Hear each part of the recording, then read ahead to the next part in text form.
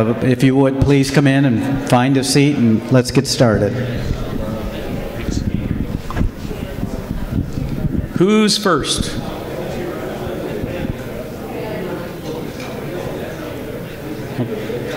Yes. Are there any requirements in New York State for seismic testing to find the abandoned, orphaned, unplugged wells that are a source of potential migration?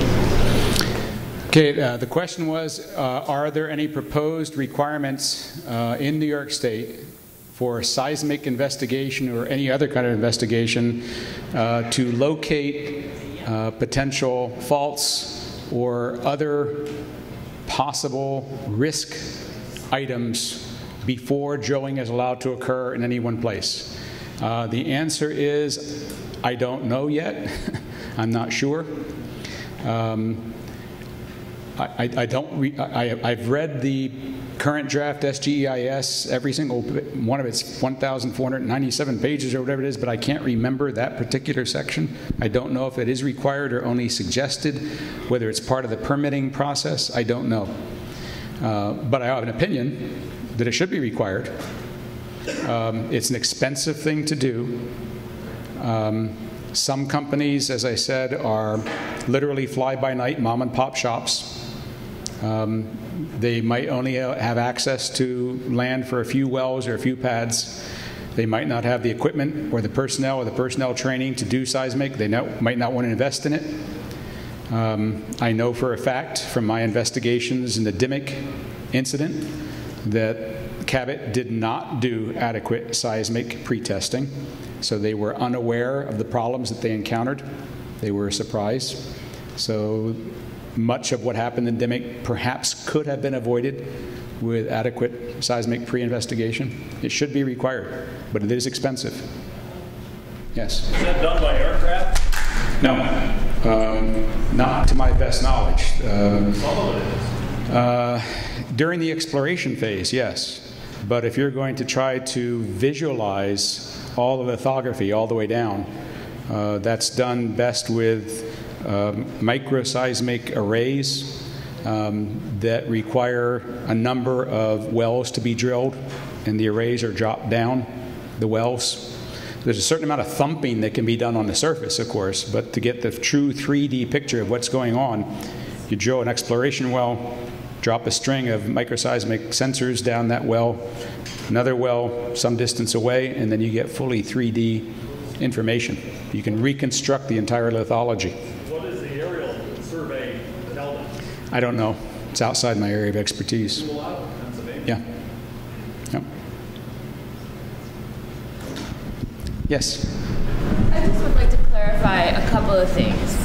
The first one is, even though there's a casing, fracking fluid is intentionally supposed to go outside of the casing to keep the fractures open, yes. Right?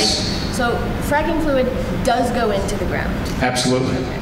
And the second thing is, we saw a map of Enfield and what the potential spacing units would be over that. Mm-hmm. And we also heard that there's a potential of 16 wells per pad. If we have a failure rate of 20 per, or 1 in 20, then that frequency of failure could be higher than every other pad. Yes, exactly. Okay. I just wanted to clarify. No, exactly. You got it perfectly correctly. Yes. Yeah. Let me add a little bit more about the technology. I mentioned earlier in my talk that because they're now putting many wells on a pad, by the way, the record is 52. There's a pad out in Colorado. It's not a shale gas. It's a sandstone. But there's 52 wells in one pad. But things that exacerbate loss of integrity, failure of the cement, for example, include ground motion. Right? You put that casing down, you put the cement down, you want that cement to cure. The last thing you want to have is somebody jiggling it.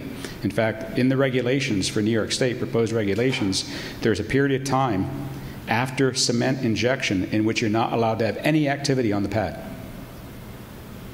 to try to reduce ground motion. Think of the absurdity of what goes on, though. They drill that first well. They wait a couple days for the cement to set up to 300 pounds per square inch of compressive strength, which is frozen jello, literally. And then they come in and they start drilling another well 8 feet away.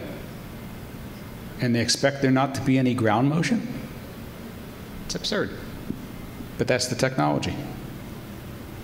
Yes? Chris?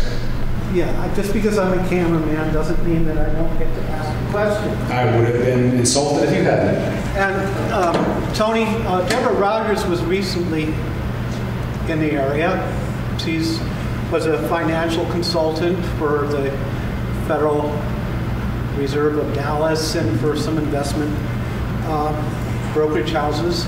And now she has a artisanal cheese outfit right near Fort Worth, not too far. So she's been studying the Barnett Shale quite a bit. And she's the first to say that, you know, she's not the one to ask questions about the geology. So I'm asking you a question about the geology because from her studies from financial data, it indicated that only 20% of the wells are profitable. And even within the core areas, there were only a few well-producing wells, and you could be getting the equivalent of a dry hole. And she was telling us that this notion of it's everywhere was really not the way it was happening. I wonder, from geological considerations, do you have any comment in regards to the geology? Yeah, I'm going to show you a couple of things here. Let me make sure I get to the right. There we go. So this is again hot off the presses. Last week, an article appeared in this journal, Economics of Energy and Environmental Policy. It's a brand new journal. The editors are professors at MIT, so it's already prestigious. Article came out last week, first volume, #1, by Professor Jacoby and his colleagues at MIT. And I want to relate two things to Chris's question. The current economics of shale gas development. This is something that I'm sure Ms. Rogers talked about. I'm not an energy economist, but I do want to relate the economics to the geology because I do have competence in the geology. This table shows the break-even price for shale gas development for the various shale gas plays: Barnett, Fayetteville, Haynesville, Marcellus, Woodford. So just look at this top row here. The average well, mean means average. The average well in the Barnett produces 1,923,000 cubic feet per day, 1.9 million cubic feet of gas per day. And the break-even price is $5.63 per thousand. That break-even price has to do with how much it costs to get the gas out of the ground and how much gas comes out of the ground. You'd expect that those numbers would vary from play to play, and in fact they do. In fact, the Marcellus is the most economical play so far. A company will break even. It won't make money, it won't lose money, if it can sell gas coming out of the Marcellus at $4 per thousand. Okay? Here's natural gas spot prices today, Henry Hub, from your Energy Information Administration of your Department of Energy. Current price, $2.50 a thousand.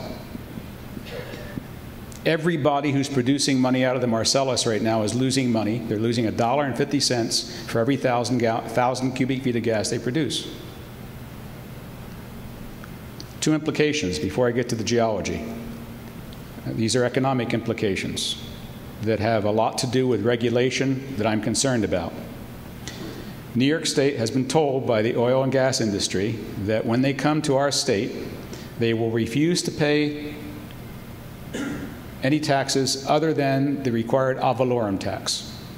In other words, they're taxed on the value of the gas that comes out of the ground at the value of the gas. If the value of the gas is only $2.50 a thousand, New York State isn't going to make very much money on this.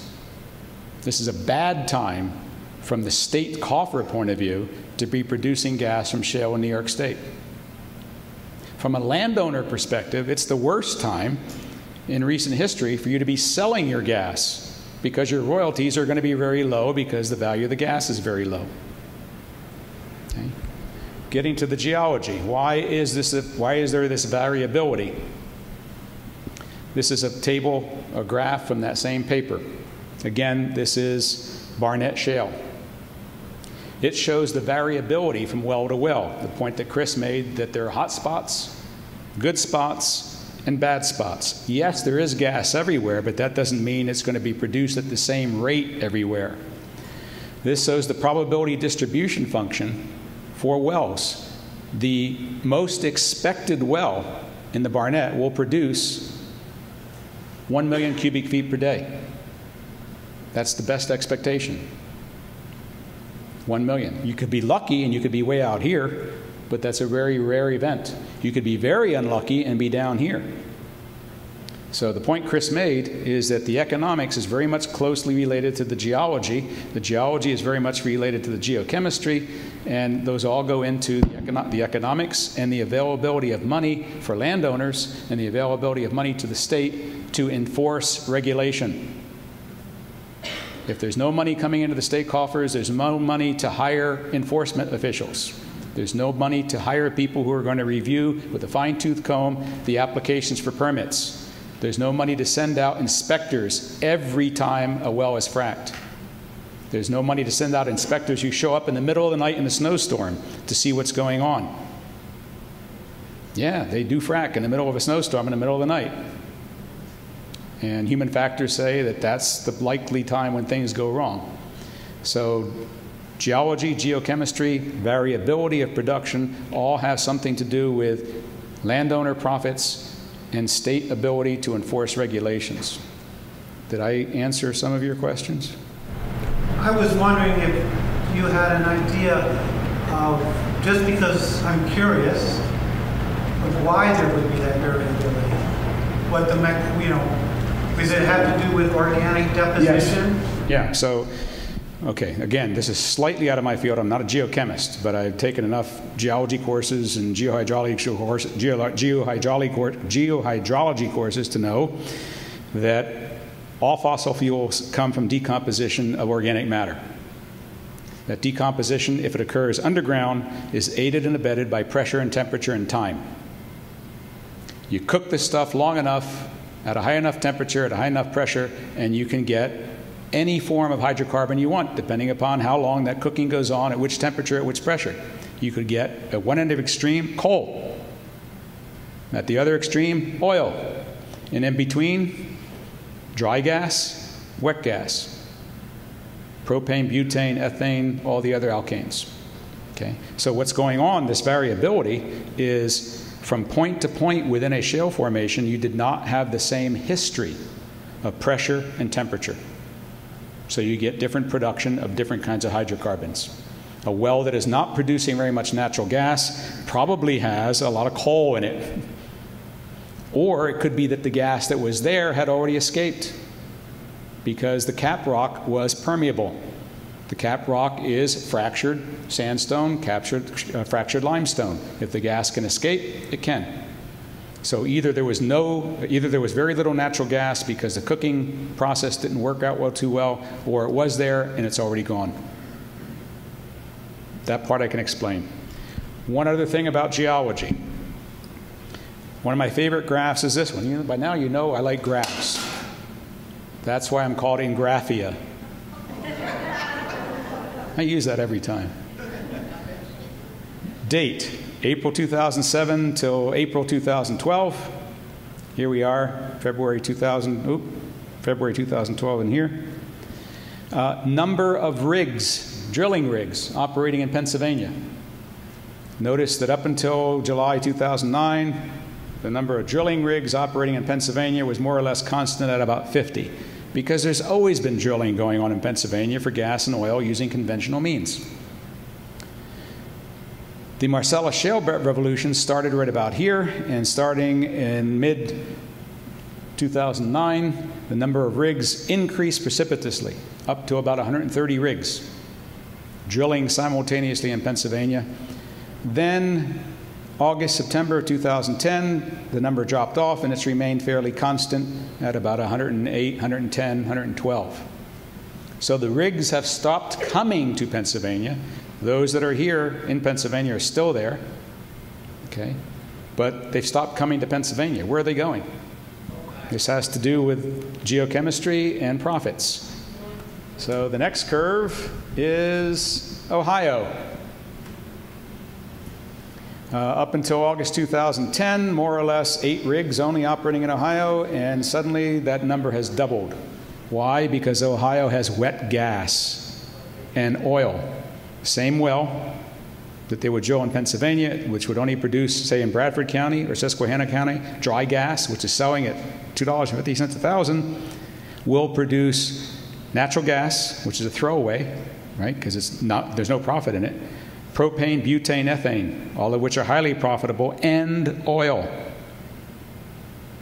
So my prediction is that over the next year, you're going to see this number go down as the rigs start moving out of Pennsylvania. Chesapeake is already moving their rigs out of Pennsylvania, and they're moving them to Ohio. Question, why in the hell would they come to New York? We're a dry gas state. Again, bad timing. If you're a landowner and you expected a big check, ain't going to happen soon. If you're Governor Cuomo and you expected money in the coffers, ain't going to happen soon. They're not coming here. No profit. What about foreign markets?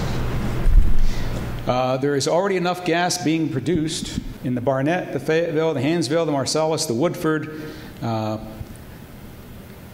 unconventional coal bed methane, unconventional tight sandstones, conventional in the Gulf of Mexico, and conventional in Colorado and Wyoming to export all the gas we want to.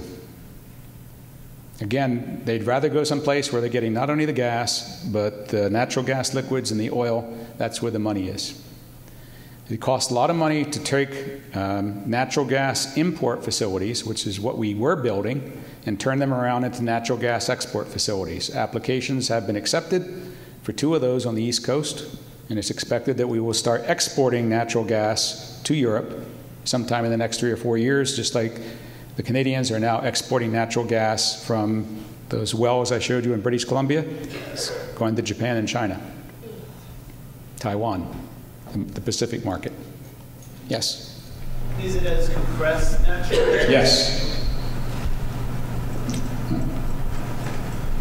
Is your slideshow available online or on your website? I can send it to you. Okay. Yeah. It will eventually be on the website of psehealthyenergy.org. But before I put something on, I like people to vet it and make sure all the data in it is correct, so that takes a couple weeks. But if you give me your name and address and email address, I'll send it to you. Yes? You talked about the horizontal lines being spaced at about 500 feet. So how far is it expected that the fracture process will actually penetrate?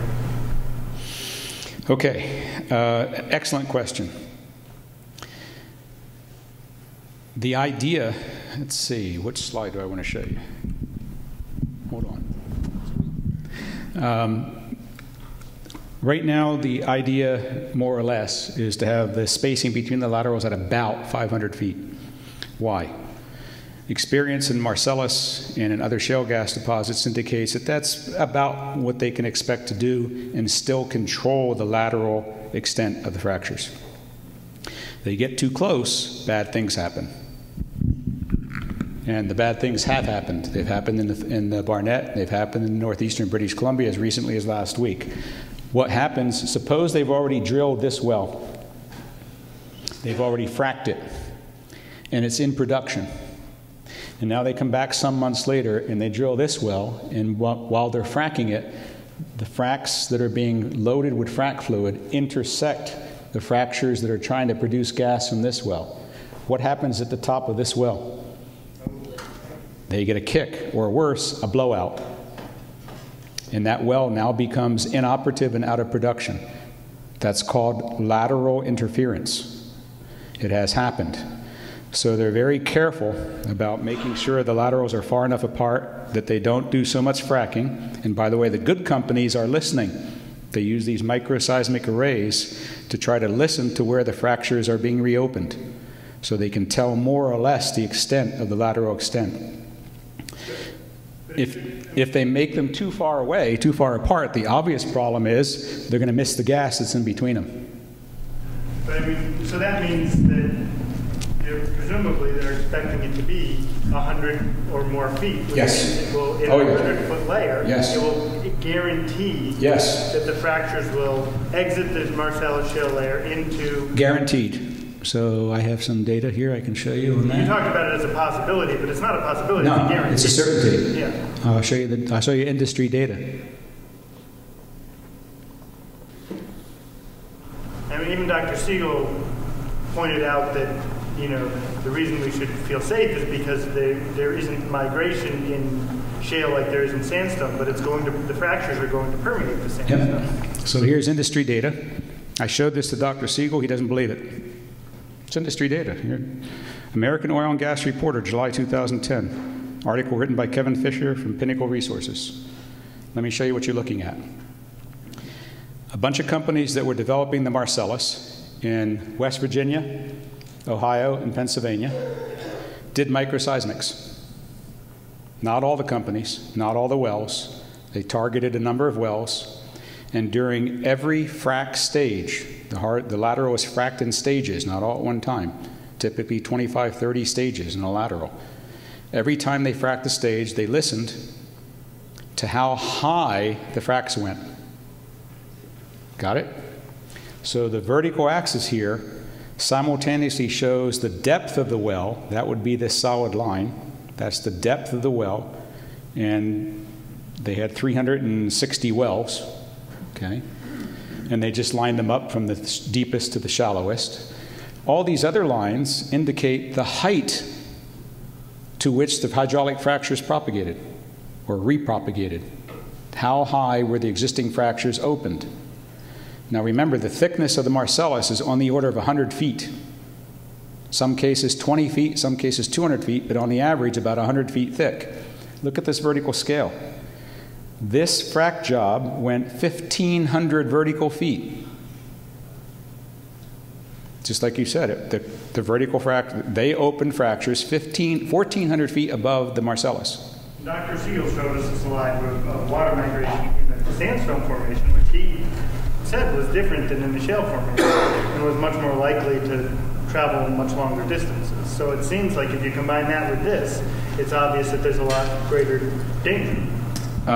Yes. So one of the great unanswered questions that is being addressed right now by scientists and engineers who are being employed by the EPA in their ongoing study of the potential impact of hydraulic fracturing on underground sources of drinking water is to investigate exactly this problem. If your underground source of drinking water is down to 1,000 feet, what's the probability that any of these are going to get there, not only at the time that they're being fractured, but for the life of the well? This is data that's taken immediately during the fracturing process. It doesn't say what happens later. Okay? That's a very difficult problem to try to simulate that. I worked on my very first sabbatical. I'll tell you how old I am. My very first sabbatical was in 1983. And I went to the Lawrence Livermore National Laboratory in California and worked for a year in the unconventional natural gas program sponsored by the Department of Energy. They paid my salary for a year. And my job was to work with scientists and engineers at one of our best national laboratories to try to do computer simulation of that problem. And we had the most powerful computers and the best software, and at the end of a year we concluded the problem could not be solved. It's a chaos problem. You've got so many fractures, natural fractures, so many joints, so many faults in this region to try to say that, well, if we inject 5 million gallons of fluid here, where does it go? Wherever the hell it wants to. That's where it goes. There's no way to know all that connectivity.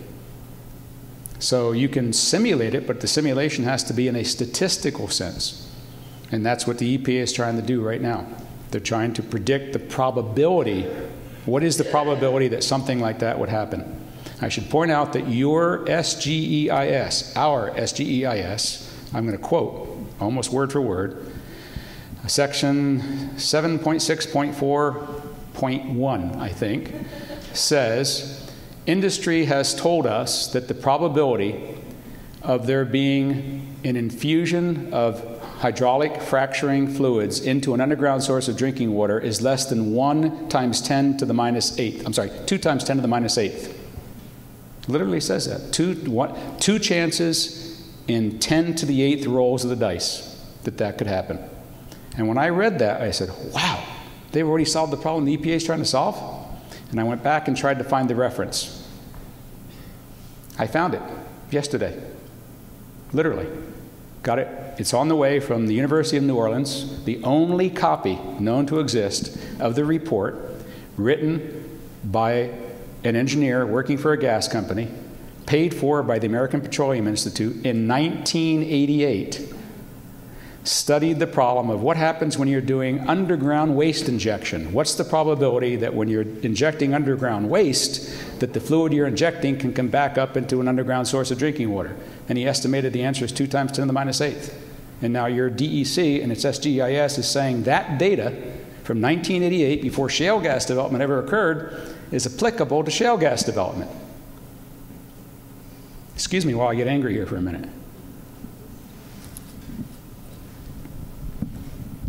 And by the way, the way we found that original reference is we had to FOIL DEC. They would not tell us we had to FOIL them. What is that? Freedom of Information. Freedom of Information Act. And when they told us where they got that information and I saw the reference, you know, that's like a doctor saying, I'm going to go look up possible causes for childhood leukemia. Let me see what's in a box of Cheerios. That's the relevance. Totally different problem. Done by somebody paid by the gas industry. And it's in your draft SGEIS as fact. Sorry, I can't accept that. And that's what I told DEC. So, next. Yes? I'm a little tired, and this is a little complicated. You too, huh? So the question is this. Let's say a small town like Enfield were to decide to put a ban on hydrofracking for some indeterminate length of time. Mm-hmm. Can you just give me your best guess of if there's a likelihood that somewhere along the line this process, hydrofracking or some other process of getting access to this gas, is likely to become quote-unquote safe in the general public's understanding of safe? And if so, how long you think that's likely to be? And if that were to be the case, how would a little town like Enfield know that that happened when it did? Wow. That's right to the heart of the matter, isn't it? Yeah. 2 parts to that question. And I'm not trying to be deflective. I'm trying to be as accurate in my words as possible. You said safe in the general public understanding of safe. To me, safe means prevent. It means no probability of failure. When you say something is safe, that means nothing goes wrong. It will never be safe. There's only degrees of error, degrees of accidents. So I tried to show you that if the drilling happens in the town of Enfield at the density that it's likely to happen, it's not going to be in the Marcellus here, it'll be in the Utica. The probability that you're going to have loss of wellbore integrity, I told you what it is, I guarantee it. 1 out of every 20 wells will show immediate failure, and over their lifetime, 1 out of 2 will fail. So you take the land area of Enfield, whatever it is, figure 80 surface acres per well. What's the total acreage in Enfield? Chris, what's the total acreage in Enfield? How many square miles in Enfield? 35. 35? 35 square miles, 640 acres per square mile. That's, what, 20,000 acres? Divide by 80, 300 wells. Of the 300 wells, you're going to have 15 failures immediately. 150 of them will fail over their lifetime. Okay, so if that's acceptably safe, what does that mean? That doesn't mean that every one of those wells is going to contaminate an underground source of drinking water, but every one of those wells will leak. Okay, what's an acceptable level of loss of private drinking water in Enfield. That's your decision. I can't tell you that. I can tell you the statistics and the data. Second part of your question is, will there come a time in the future when it's safer? And my answer is no. This is not a young industry. By their own admission, they've been doing it for a long time. And they spent billions of dollars, literally billions of dollars, trying to solve the problem of loss of wellbore integrity. 1986, I'm in what was then the Amoco. Remember Amoco? Amoco had a research lab in Tulsa, Oklahoma. I was there giving a seminar on the work I was doing with Schlumberger. The chief scientist for the lab invited me into his office afterwards and said, "Thank you very much for the presentation. I got a very interesting problem for you. We got this problem with cementing wells. We've always had the problem. We haven't been able to solve it. What do you think we should put into the cement so that it never shrinks and never cracks?" I got asked that question in 1986. They're still asking the question. You can go to the latest issue of the Journal of Petroleum Technology, maybe the last issue, maybe the next, and you will find an article on cementing. It's an unsolvable problem. They can nibble around the edges. Some really good companies will do their very best to try to decrease the probability of failure, but they cannot eliminate it. So it comes down to how much failure are you willing to accept? The technology will not improve. Not in our lifetime. Yeah, well, they're going to use green chemicals. Why aren't they using green chemicals? Why are they going to do it in the future? Why aren't they doing it today for the people of Pennsylvania, Ohio, and West Virginia? Because it's not economic. And even if you put green chemicals going down, you can't make the stuff that's down there green coming up. It is what it is. So you're still stuck with the waste problem. The waste is always non-green. You can't make the waste green. It's the stuff that comes up that's the problem, not the stuff that goes down. Yes? By many of your statements tonight, it doesn't sound to me like you're enthused about the environmental impact. That's a pretty good conclusion. But let me interrupt you just for a minute. This is something I almost always say at the beginning of a talk, and I'm really sorry that I didn't say it for everybody who was here and is now gone. My friend Don Siegel is not a licensed professional engineer in the state of New York. He's a scientist. He's a geohydrologist. That's a scientist. I'm not a scientist. I'm a licensed professional engineer in the state of New York. I have to go through a rigorous testing program to prove that I can practice professional engineering. Not being a professor. I don't need a license to be a professor. I need a license to practice engineering. I am practicing engineering right now because my ethical standards, as indicated by the National Society of Professional Engineers, I have to take an oath when I get licensed that I will abide by the code of ethics of the National Society of Professional Engineers. And the first statement is do no harm, just like a doctor. I cannot stand here and say, well, here's what I know, but it's up to you. It's unethical. If I know that there's a potential for human harm, I have to tell you what it is. That's what I've been doing. I'm telling you that there's a potential for human harm. Don doesn't have to tell you that. He's not licensed. He's not obligated to tell you that. I am. So you're right. I'm telling you that there's a potential for human harm. Do you Beware. have any hope that the revised state EIS and regulations will have any improvement or look to residents' safety? Yes. So the second draft of the SGEIS is better than the first. The first set of proposed new regulations since 1992 were issued at the same time as the last draft in mid-September of last year. Those regulations are better than what we had before because before we had no regulations. I don't know if anybody realizes that, but New York State regulates by permit. Do you know what that means? Okay. Comparison. If you were to go to Pennsylvania and say, show me the regulations governing the development of shale gas, you get a book that thick. Up until September of last year, New York's book was 2 pages. All the regulations dealing with shale gas development could be typed out on 2 sides of 1 piece of paper. There was no big, thick book of regulations. That's not the way New York State does business. New York State required that companies fill in all the blanks and answer all the questions on a 40-page application for a permit. And if they answered all those questions correctly, they got a permit. And then they had to do what they promised on that permit, but what they promised was not law. Did you hear what I said? It was not law. It was a promise by permit. So if a company violated the promise in the permit, how do you find somebody who hasn't broken a law? So now we're better off. Now we have 15, 20 pages of regulations that had not previously existed, many of them mimicking what Pennsylvania has done. So that's an improvement. Okay. But it takes more than 2 to tango. You have the legislature, which passes laws. Okay. You have DEC, which is an agency which must simultaneously promote and regulate the same industry.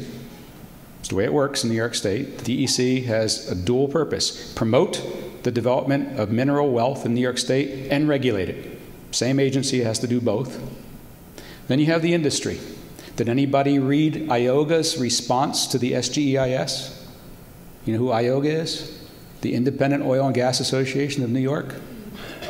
They represent hundreds of gas operators in New York State. They wrote a response to the SGEIS. I'm sorry I didn't bring the major quote with me, so I'm paraphrasing, so be careful. Take what I say cautiously because I'm paraphrasing. They criticized the SGEIS for requiring best practices. I swear to God, that's what it says. If you don't believe me, I will send anybody who wants a copy of that letter. They criticized DEC for requiring that companies use best practices throughout the whole process because they said that's a bar set too high. Our Independent Oil and Gas Association, represented by somebody who came here and gave you a talk, Scott, whatever his name, Kotkowski, okay? Why don't you call him back and say, how comes you guys said that best practices is a level too high for New York State?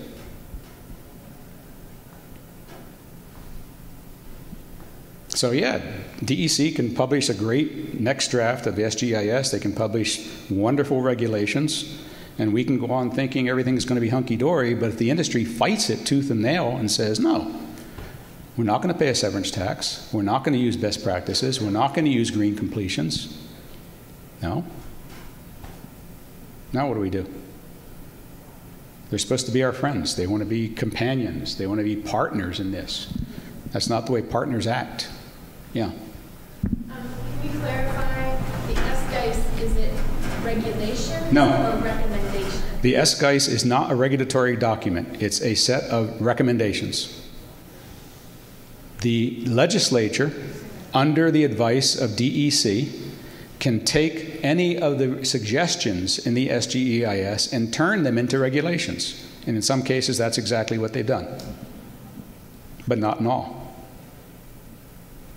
So there are no regulations on the books right now that say you must process your waste someplace that will not cause the waste to find its way into underground sources of drinking water or surface bodies of water.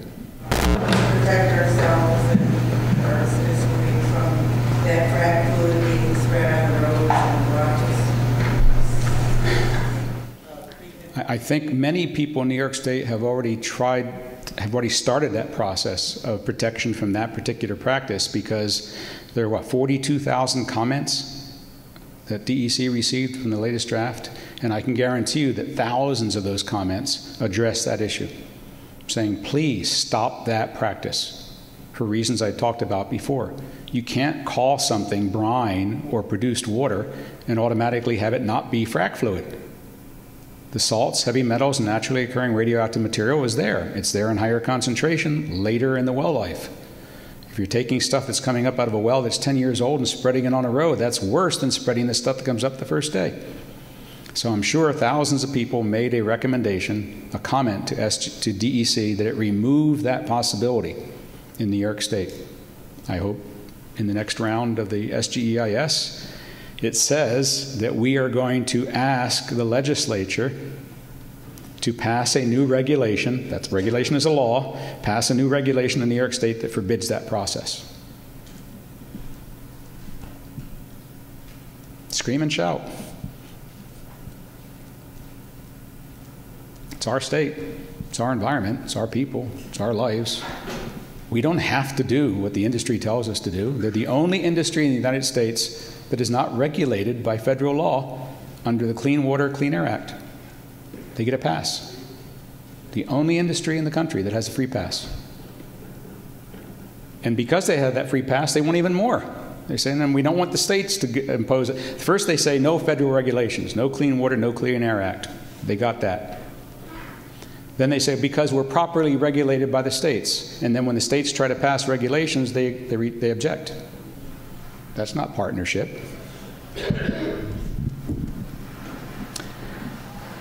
I'm venturing into the political. Any other questions? We're at 9:30. We got to get out of here, right? Right. Okay. Thank you again very much.